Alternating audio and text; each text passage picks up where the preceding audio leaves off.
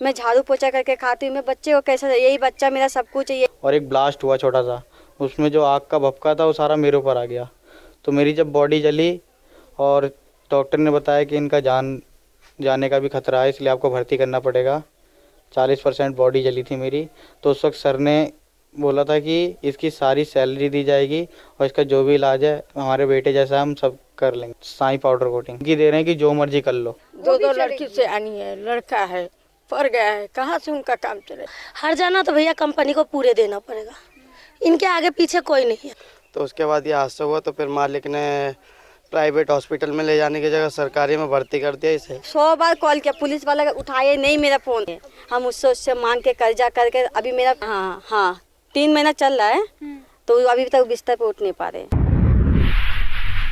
नमस्कार, मैं नमिता चौहान और आप देख रहे हैं एनसीआर समाचार। इस वक्त हम मौजूद है तुगलकाबाद गांव में और यहाँ पर मैं आपको बता दूं कि एक पीड़ित है जिसकी उम्र करीबन 20 वर्ष बताई जा रही है। उसकी बॉडी 40% जल चुकी है और ऐसा कहा जा रहा है उनके परिजनों द्वारा कि उनको अभी तक कोई मुआवजा नहीं मिला है। मुआवजे की बात हुई थी लेकिन मुआवजा अब तक उन तक पहुंचा नहीं है। तो आइए परिजनों से बात करते हैं और जानते हैं कि आखिर ऐसे इतना बड़ा हादसा उनके साथ हो कैसे गया और अब तक उनको मुआवजा क्यों नहीं मिला। आप बताइए, आप कौन है? मैं उनकी मम्मी हूँ। क्या हुआ था? मेरा लड़का जल गया है। मैंने कंपनी वाले से बात किया था, जैसा आप लोग क्या दोगे, तो कह रहे कि हम खर्चा देंगे। तो हमने यही सोच के पुलिस वालों को भी हमने केस किया था पहले। पुलिस वाला ठीक है, हम गवाही देंगे, हम सब कुछ करेंगे। तो अब उसके बाद लड़का लोग बोला, उसके 10 दिन के बाद उन्हें 3000 दिया। फिर जिस दिन भर्ती हुआ तो उस दिन 5000 दिया। उसके बाद लड़का जब मेरा थोड़ा सही हो गया, थोड़ा सा हल्का, तो डॉक्टर ने लिख दिया था, तो बोला कि इसको ले जाओ। अब उनको फ़ोन किया, सर मेरा बेटा आ गया, आप लोग खर्चा पानी भेजिए, इनका बाहर से डॉक्टर ही आ रहा है, खर्चा अलग से 3 महीना 4000 5000 लेके जा रहा वो। तो हमने उनको बोला, जो सर भैया आप क्यों नहीं दे रहे हो? कह रहा कि 1 हफ्ता बाद फिर बोला कि मैं पेटीएम कर रहा हूँ, तो उन्होंने पेटीएम नहीं किया। फिर मैंने कॉल किया, कह रहा कि आ जाओ, तो बोला कि हम दे रहे खर्चा। तो मैं गई, 3000 दिया इसने 15 दिन के बाद। फिर हमने बोला सर ये क्या दे, उसके बाद बोला कि हम खर्चा नहीं दे पाएंगे। हमने सर ऐसा कैसे होगा, मैं झाड़ू पोछा करके खाती हूँ, मैं बच्चे को कैसे, यही बच्चा मेरा सब कुछ है, यही सब कुछ करता है। घर का किस मकान के पापा नहीं है, इनके पापा मर चुके 6 महीने में। फिर हम पैसा नहीं, कह रहे कि अब हम नहीं देंगे। फिर उसके बाद फिर मैं 10 दिन के बाद फिर फ़ोन किया डॉक्टर को, डॉक्टर आया, ट्रीटमेंट किया। उसके बाद फिर 1 दिन फिर फ़ोन किया, मैं सर ये डॉक्टर पैसा मांग रहा है। फिर कह रहा हम खर्चा नहीं दे पाएंगे, हम इतना जिम्मेदारी नहीं उठाए। जब मैंने बोला सर आपने जब बोले थे, हमने पुलिस वाला को भी 100 बार कॉल किया, पुलिस वाला उठाए नहीं मेरा फ़ोन। कह रहे मैं फलना जगह हूँ, हम क्या आपको खर्चा दिलवाएंगे? नाम क्या है उनका? उनका नाम सलेंडर सिंह है। वो तो मैंने 2 दिन फिर यहाँ भी गई हूँ, उसमें पुलिस थाना में, कह रहा कि नहीं है, हमें 2 दिन भगा दी है पुलिस थाना से। फिर मैंने गई, फिर बोला सर आप हो नहीं, कहाँ हो, मुझे खर्चा उर्चा पानी बोलिए। आपने बोला था मैं केस दे करूँगी, फिर किए नहीं। फिर उसके बाद कॉल उठा ही नहीं रहे, मेरा एकदम ब्लैक लिस्ट में कर दिए थे। उसके बाद मुझे डांट के फिर उसकी बीवी, उसके आदमी बोला कि बीवी से बात करो। उसके बीवी से एक दिन मैंने बात किया तो कह रहे कि मैडम जी अब हम खर्चा हम नहीं दे पाएंगे, हम सिर्फ मात्र 10,000 देंगे। हम बोला मेरे जहाँ खर्चा चले गया 60-70 हज़ार, आप 10,000 क्यों दो? आपको जो करना है सो करो। हम पुलिस वाले की भी बेटी हूँ।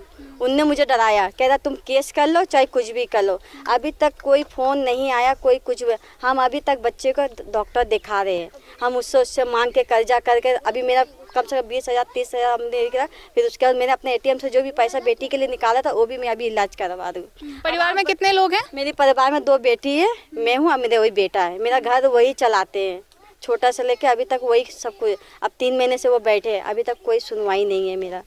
मैं बहुत मजबूर हूँ, मैं सबसे मदद मांग के पैसा लगा मैं अब उसका पाँव में ऑपरेशन लगेगा, क्या होगा? डॉक्टर ने ये भी बोला है जब तक ये नहीं चलता तो तुम खर्चा मत, पर लोग कोई सुनवाई नहीं करा मैडम। तो आपका कहना है कि वो चल नहीं पा रहे हैं? हाँ वो चल नहीं पा रहे, वो घर पे लाइटिंग कर रहे, वो घर पे लाइटिंग कर रहे हैं। हम लोग लाइटिंग, सब बच्चे लाइटिंग पेशाब हम लोग ही करवा। अब मैं काम झाड़ू पोछा, मेरा काम भी छूट गया है, मैं क्या करूँ बताइए? आप लोग जो इंसाफ देने वाले वो दीजिए।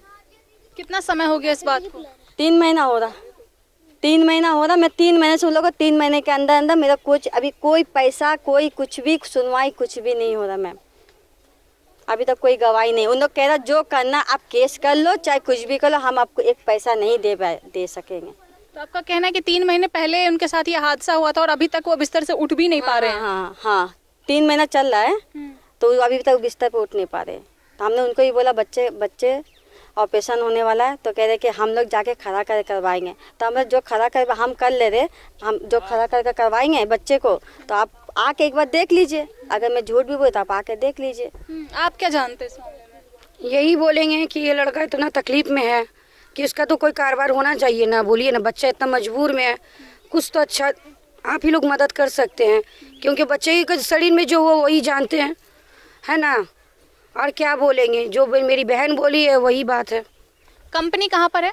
ये कंपनी मैं नहीं जानती, मेरी बहन सब जानती। मैं तो यहाँ अभी आई हूँ 1 हफ्ते हुए हैं।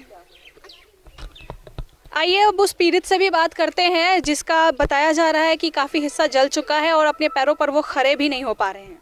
इस वक्त हमारे साथ वो पीड़ित है जिसकी पूरी बॉडी का मैं आपको बता दूं कई ऐसे हिस्से हैं जो बुरी तरह से जल चुके हैं और उसके बावजूद भी इनको उसका कोई मुआवजा नहीं मिला।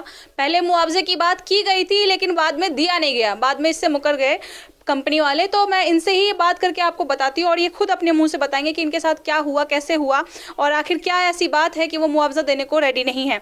आप अपना नाम बताएं। जी मेरा नाम मोहम्मद आरिफ है। क्या हुआ था ज़रा बताएंगे? जी मैं पाउडर कोटिंग की फैक्ट्री में काम करता हूँ, साईं पाउडर कोटिंग के। उनके ओनर का नाम है निसार तनवार। तो वो राजस्थान से बाहर गए हुए थे, हमारे हेडिंग पे कंपनी छोड़ गए थे। तो हम कंपनी में 13 तारीख को काम कर रहे थे, तो उसके बर्नल में कुछ प्रॉब्लम आई, उसको रिपेयर कराने गए। रिपेयर कराने के बाद हमने लगाया तो उसमें कुछ और भी दूसरी प्रॉब्लम आई थी और हमने उसे दोबारा दिखाया, फिर भी वो ठीक नहीं हुई। तो उसमें बहुत धुएँ से निकलने लगे, हमारी आंखों में लगने लगा। तो हमने सर से कहा सर हम फैक्ट्री बंद करके जा रहे हैं, काम नहीं हो पाएगा। तो फिर 14 तारीख को सुबह को हम सब आए तो सर ने कहा कि एक भट्टी पका के चेक कर लो, अगर दूसरी प्रॉब्लम आती है तो उसके बाद हम रिपेयरिंग करवाएंगे। तो हमने एक जैसी भट्टी एक गर्म करी, उसका गेट खोला, तो जो लड़के गेट खोले थे वो उसके पीछे थे, वो बच गए और मैं भट्टी डालने के लिए सामने खड़ा था। गेट के सामने जैसी 2 सेकंड बाद उसमें कुछ प्रॉब्लम आई और एक ब्लास्ट हुआ छोटा सा। उसमें जो आग का भपका था वो सारा मेरे ऊपर आ गया। तो मेरी जब बॉडी जली तो मुझे पहले उठा के लेके गए एसआई में क्या हुआ, मेरे को 2 टिटनेस की सुई दी गई। उसके सर ने कहा कि सफदरजंग में भर्ती कर दो। सफदरजंग में भर्ती करने के बाद मेरी पट्टी वट्टी हुई और डॉक्टर ने बताया कि इनका जाने का भी खतरा है, इसलिए आपको भर्ती करना पड़ेगा। 40% बॉडी जली थी मेरी।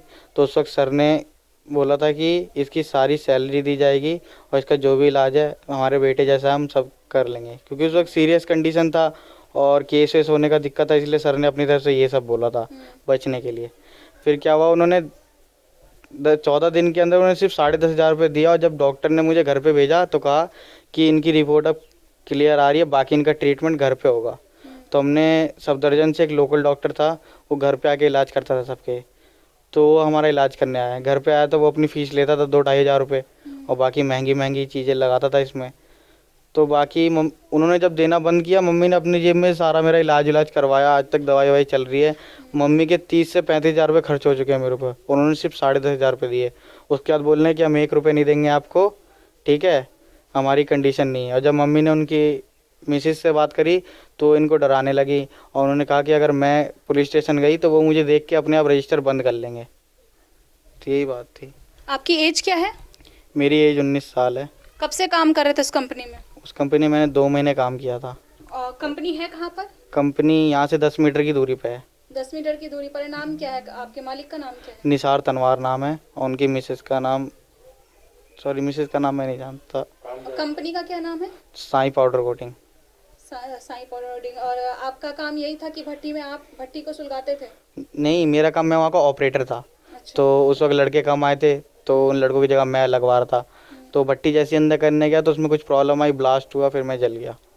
तो अभी आप ये बताएंगे कि उन्होंने कितना मुआवजा दिया है अभी? उन्होंने अब तक मुआवजा दिया 10,500 रुपये और उससे ज़्यादा, वो भी रो के दे रहे थे 1-1 हफ्ते में, ठीक है। कंप्लेन की थी आप? पुलिस कंप्लेन की थी हमने। तो उस वक्त सर ने कहा था कि सब कुछ हम देखेंगे। तो मैंने पुलिस इंस्पेक्टर को भी बताया था, सर देखिए ये खर्चा वर्चा देते हैं तो ठीक है, जिस दिन उन्होंने बंद कर दिया उसके बाद हम आप इन पे केस कर सकते हैं। तो उसके बाद सर ने भी किया कि सर ने भी अपना हाथ पीछे कर लिया, बहुत कॉल किया, वो कह रहे हैं कि हम बुला रहे हैं। उन्होंने भी अपनी तरफ से कुछ एक्शन नहीं लिया, स्ट्रिक्ट एक्शन नहीं लिया।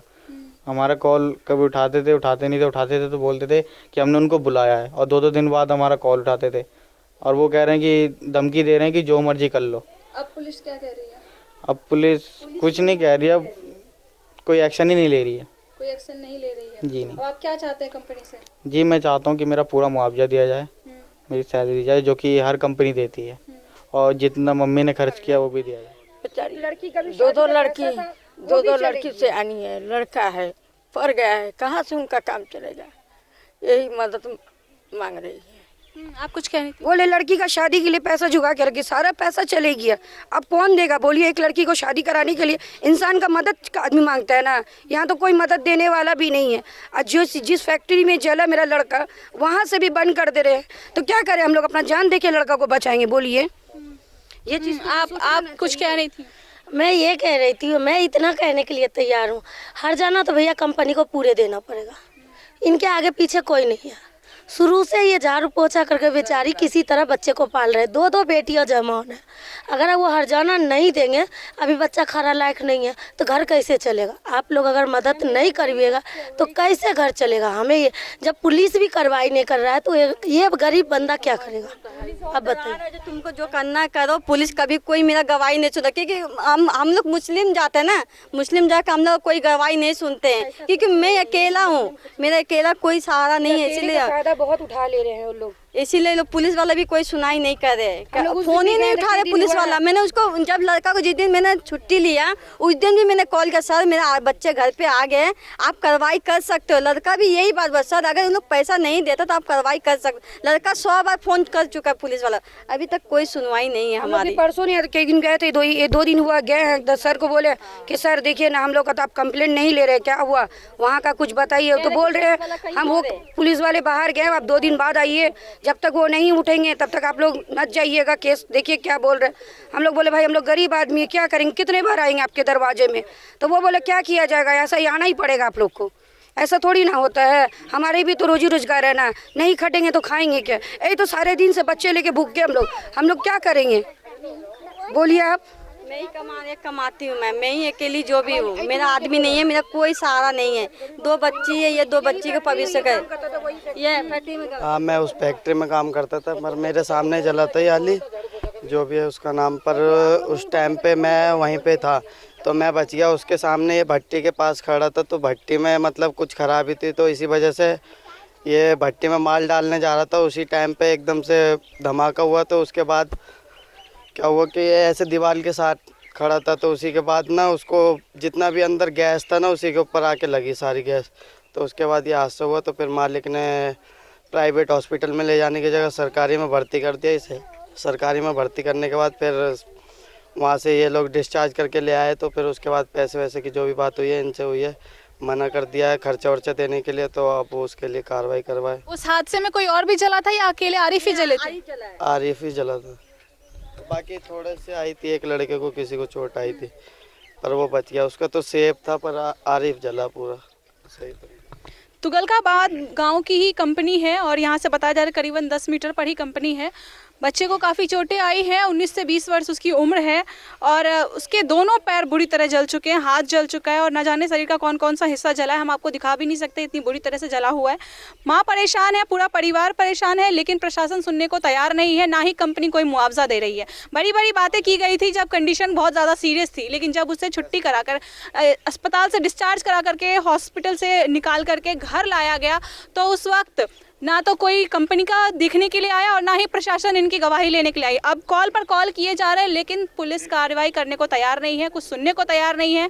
ये तक आरोप लगाया जा रहा है कि पुलिस ने इनका नंबर ही ब्लैक लिस्ट में डाल दिया है और अब इनकी ना तो सुनवाई हो रही है, ना कोई इनको कोई मुआवजा मिल रहा है। 3 महीने से इनका बेटा, करीबन 3 महीने, जैसा कि इन्होंने बताया, करीबन 3 महीने से इनका बेटा बिस्तर पर पड़ा हुआ है, चलने लायक भी नहीं है और इनके घर का वो इकलौता सहारा है जिसको अब कोई उसके अलावा कुछ है भी नहीं और ना उनको कोई मुआवजा मिल रहा है, कुछ नहीं मिल रहा है और उसकी वजह से इनके परिवार की जो हालत है काफ़ी ख़राब हो चुकी है। तो प्रशासन से यही गुजारिश है कि इनकी मदद करे और इनकी सुनवाई करे, जो भी परेशानी है वो सुने। अगर इनके साथ गलत हुआ है और देखा जाए तो इतनी बुरी तरह से बच्चा जला हुआ है इनका कि गलत हुआ है और कंपनी मुआवजा नहीं दे रही है, तो ये बहुत बड़ा गुनाह है कंपनी का। ये पूरी की पूरी कंपनी की गलती है और इनकी सुनवाई होनी चाहिए। इनकी मदद करने के लिए प्रशासन को आगे आना चाहिए, इनको मुआवजा दिलाए ताकि इनका बेटा एक बार फिर से अपने पैरों पर चल सके और इनके परिवार की जो स्थिति है उसमें किसी तरह से सुधार आ सके। कैमरामैन हफीज के साथ मैं नमिता चौहान, NCR समाचार, दिल्ली।